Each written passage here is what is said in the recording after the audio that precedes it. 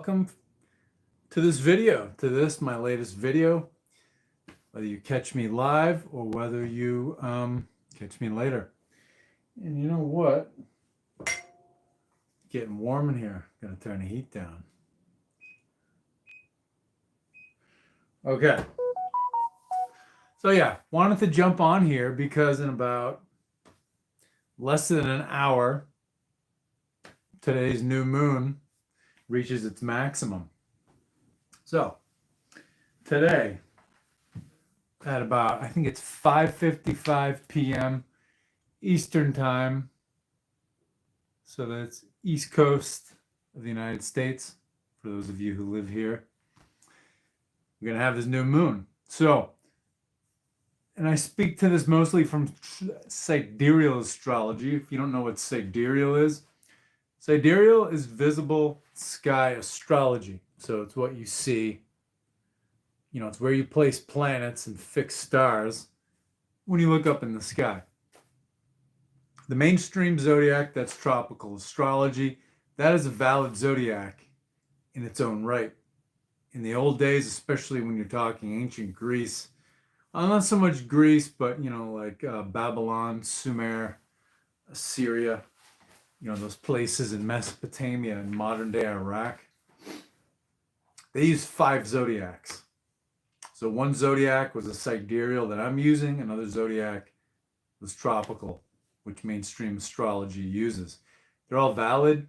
They tell you different things. So I prefer sidereal. So like I always say, and especially if you're new to this channel, my placement of planets within signs and degrees sounds wrong, it's on purpose. I'm using a different zodiac than the mainstream.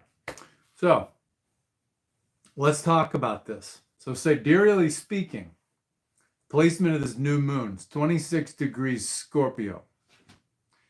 And it is pretty loosely conjunct with Mars. So you've got sun and moon. So new moons, sun and moon meet. And the moon is in the shadow of the earth, so you don't see it. So that's what makes a new moon. It's a conjunction of sun and moon. So 26 degrees sidereal Scorpio. Mars is at 19 degrees sidereal Scorpio. So it's within 7 degrees. Not a tight conjunction, but it's going to be felt they're in the same neighborhood. They're within 10 degrees, you know, but it's kind of loose. But I think what gives strength to this is that Mars is in Scorpio, one of its home signs. It's Mars, it's the yin sign of Mars, whereas Aries is the yang. So Mars is at home, Mars is strong, Mars is intense. In Aries, Mars goes out and changes the world and goes to battle and conquers and builds things and destroys things. Mars in Scorpio, it's all about going inward. It's all about breaking down your internal barriers, things like fear, things like resentment, things like anger, disappointment, confusion, especially when these emotions are long-standing. They stop us from, or we use them to stop ourselves from living the way we want to live, having the type of life that we want to have. So this is where Mars goes and breaks those things down. Scorpio is the original 8th house of the zodiac. It's the 8th sign. So Scorpio it's the subconscious. It's the unconscious. It's all of these deep feelings, these deep emotions, these deep thoughts that we're often not aware of. But these emotions, these thoughts, these feelings, they shape our perception of the world we live in. So they create our lives, our circumstances, you know, all of the situations in our lives. So Scorpio is extremely powerful. So yeah, so we basically have the new moon conjunct there, and it's in Mars territory. Now the lunar mansion, I'm always talking about lunar mansions. Lunar mansions are very important, in my opinion. Some people don't use them, you know, and you know, Western astrology uses decans, or you know, people say deacons. I think the pronunciation is decans, but you know, who the hell knows? So Western astrology uses decans. I find these very interesting. I just don't know them as well. Um, but the point is, whether you use lunar mansions or you use decans, it divides the 12 sun signs into smaller portions. Now, when you use the lunar mansions, you have 27 lunar mansions making up 12 signs of the zodiac. So it's like you've got two zodiacs in one. So that's why I really like it, because it's like two sides of the same coin, two sides of the same sky. So you've got the 12 sun signs of the zodiac, and you have the 27 lunar mansions. And very old tradition. The lunar mansions tell a story in their own right that's independent from the 12 signs of the zodiac. So very deep and very interesting. And these 27 lunar mansions all have different planetary rulers. It uses, for the lordship of these lunar mansions, uses the five visible planets. So we're talking Mercury, Venus, Mars, Jupiter, Saturn, then the two luminaries, Sun and Moon, and then the two nodes, so Rahu and Ketu, Dragon's Head, Dragon's Tail, North and South nodes. So it uses these 9 planetary bodies for the lordship. And since there are 9 heavenly bodies, there are 9 planets, and then there are 27 lunar mansions. Each planet rules 3 lunar mansions. So it's very balanced, very interesting. I like it a lot. And this, to me, this really factors in, especially in birth charts, it factors in where your planets fall in these lunar mansions. So it's not just important where your planets fall within the signs of the zodiac, the 12 sun signs, but within the lunar mansions is also very important. This is a thing I do in my readings. So if you're interested, I've got my website down in the description. It will be in there, and a link to the booking calendars. So yeah, it's a way of looking at the zodiac even more deeply than the 12 sun signs, because in a given sun sign, things are not all the same.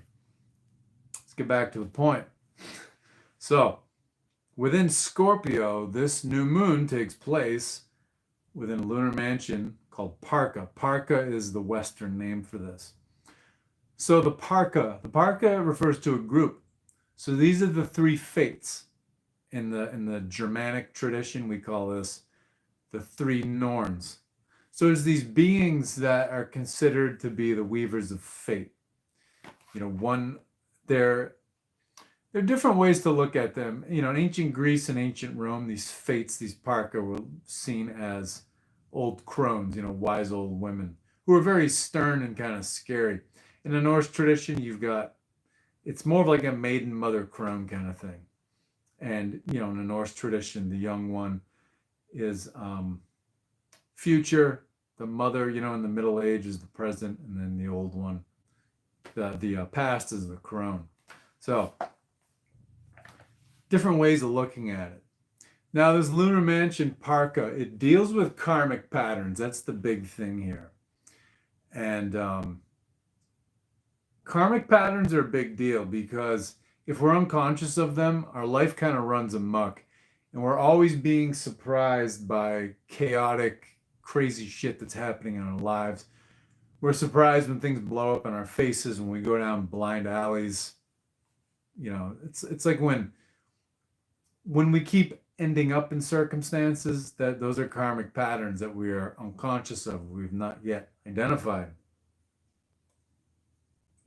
Scorpio, which this constellation Parca, this lunar mansion, resides within, Scorpio is all about karmic patterns.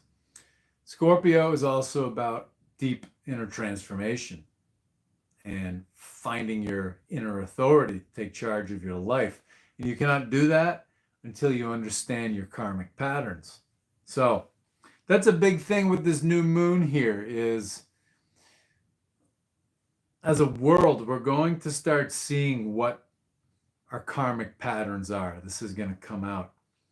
And, when you look at from the standpoint of the United States of America, Scorpio is the 12th house of mysteries and secrets and hidden enemies. So a lot of meanings there. So for America, it's about we're beginning a cycle where we start discovering these things. And very serendipitously, advantageously, you got Saturn over in Aquarius, America's third house of mass media. It's at 7 degrees, is conjunct with, is on America's natal moon at 7 Aquarius. So when you're talking sidereally about this astrology where Saturn is, it's in a lunar mansion called Aegion. Aegion was the palace, the abode, the dwelling place of the god of the ocean, Poseidon, aka Neptune. So, and even where Saturn is placed, this is all about deep unconscious feelings and thoughts coming up from the depths of our unconscious. And we're basically sort of confronted with things that are almost like revelations. We look inside and we discover things that were previously very mysterious to us. So, Saturn is helping us here to just kind of unwind all the bullshit in the world. So, I mean, that's pretty amazing. And, well, no, I shouldn't say that. Saturn's 10th aspect is going to be on Scorpio, but not on this conjunction. So even the energy of Saturn's being felt, I think, during this new moon. Now, Saturn is like the master of magic, the master of karma. What Saturn does, Saturn is sort of like a subcontractor for our soul. So the soul comes into this life with karmas. Karmas are desires. So the soul has desires of what it wants to experience in this life. Saturn is the enforcer. So Saturn, it's that part of you that needs to do certain things in your life, and it won't take no for an answer. And you'll be miserable. You'll get sick if you don't do the things you want to do. So it's all about being honest with yourself and being the real you. Now, Saturn can have a really destructive role in the world because the world runs on lies. Its institutions are based on a lot of bullshit. So when Saturn's influence comes in, people running institutions, people in positions of so-called authority, they don't like it. Things blow up in their faces, and they have to do damage control.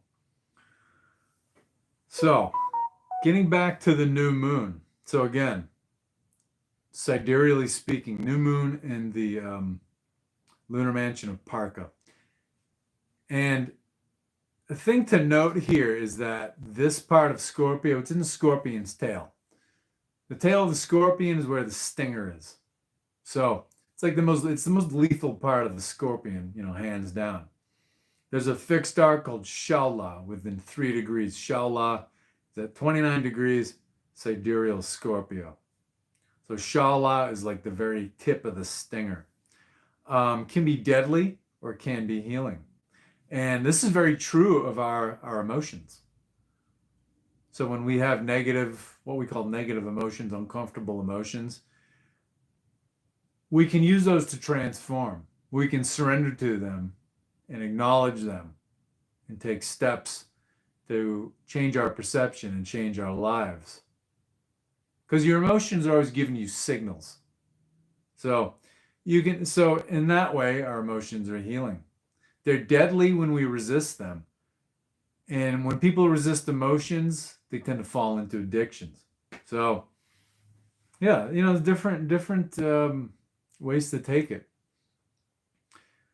Also with Shala, with this star, there's a danger of poisoning.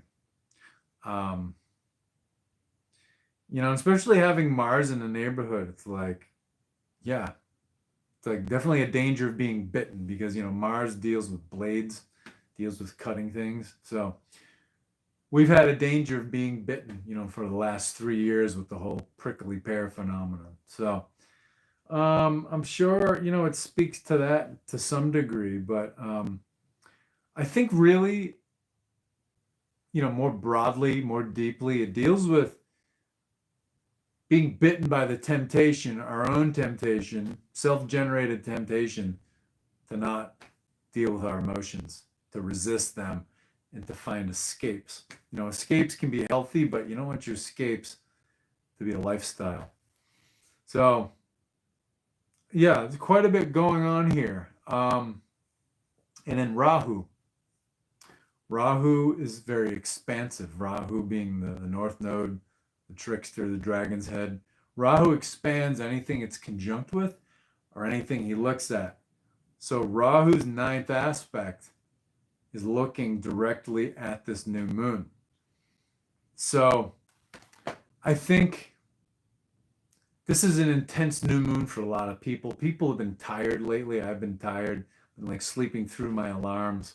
I'm not really wanting to get out of bed.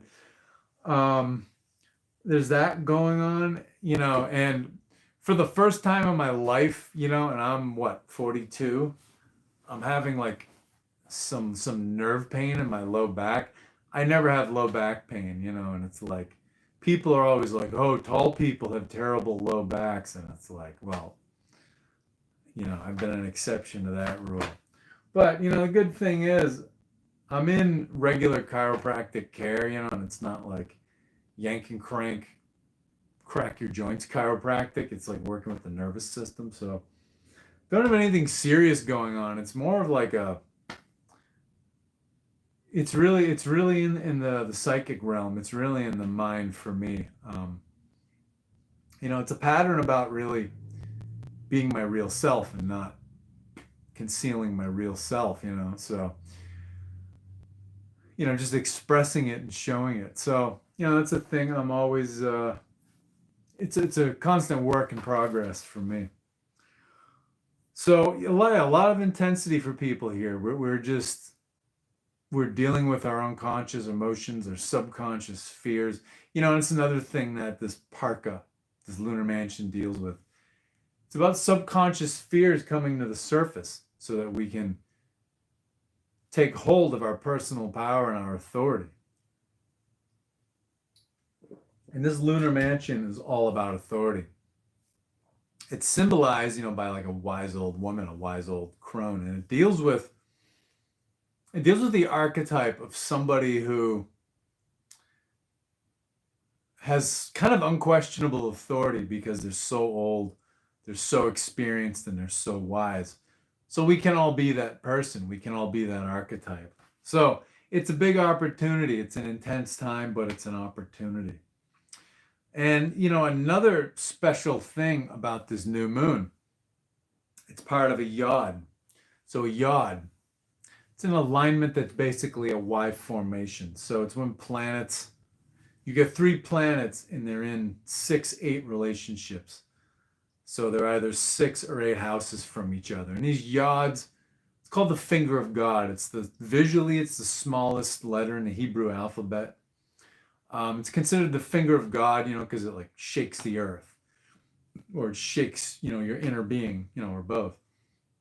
So, we as humans, we resist the divine in our lives, especially when it starts working within us and prompts us to make changes to ourselves and to our lives. We resist it. When we resist it, we get sick, we get injured, we have setbacks. But we don't have a choice. So this yod, it's between, so what we're having, so there's these 3 positions, these 3 points of this yod, of this Y, basically. 2 of the points are fixed. So one of the fixed points, well, more or less fixed, because you've got a couple slow-moving planets involved. So you've got Uranus and Aries.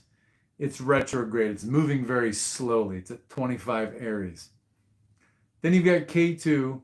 Throughout this month, K2 goes between 29 and 27 Virgo. So that moves pretty slow. It takes K2 or Rahu a year and a half to get through a sign, whereas it takes Uranus 7 years. They're not moving fast. But then the third position, Scorpio, is very special. So there's a string of planets rotating through it. So it's about December 6th. Sun has been part of this yod. Moon caught up with it. We're having this new moon. Then after that, Mars is going to cycle through this position in the latter degrees of Scorpio. And then Mercury is going to come through, and then in January, Venus is going to go through. So this yod is basically all about we're being challenged to change our thinking, which is Aries, what goes on in our head. And we're being challenged to question, whom do we serve? What do we serve? Do we just take orders blindly, or are we intentionally, in the service of our highest good, our highest evolution, and in the service of others? And, K2 being there in Virgo, which, deals with like service and servitude and health and wellness and illness. K2 is symbolized by a body without a head, so it doesn't think. It's very emotional. It's very intuitive. It's very spiritual. But there's a dark side to all that, which it looks like terrorism and religious fundamentalism, or just ideological extremism. So on the one hand, we have to be spiritual and intuitive, but then on the other hand, we don't want to be extremists and be destructive. And then with Scorpio, with these planets rotating through, basically our different personal aspects. So, the sun is your soul, it's your inner authority, it's your conscious self. The moon is your subconscious self. The moon is your emotional, intuitive mind. Mars is how you express and exert yourself. And then Venus is how you value yourself. So all of these things are basically sort of being cleansed. And we're being challenged to take a deeper look at them. Scorpio is all about going deep. So yeah, pretty interesting time. I've seen truther videos coming up on YouTube where, people are using this like Christian truther, like Book of Revelation language, and they're like, oh, the earth will wail and weep in December. And it's like, no, I think we are going to fucking wail and weep about our little egos that are getting bruised. Don't see any huge big disasters, honestly, in December. Could be a little economic drama because, Scorpio deals with the world's financial institutions, institutional money. But, I don't think it's the seventh seal of the apocalypse yet. So, yeah. Really, really challenging month for just our human egos and our, for those of us who live in the first world, our entitled first world expectations. So that's my 2 cents about the new moon. I think that's all I wanted to say.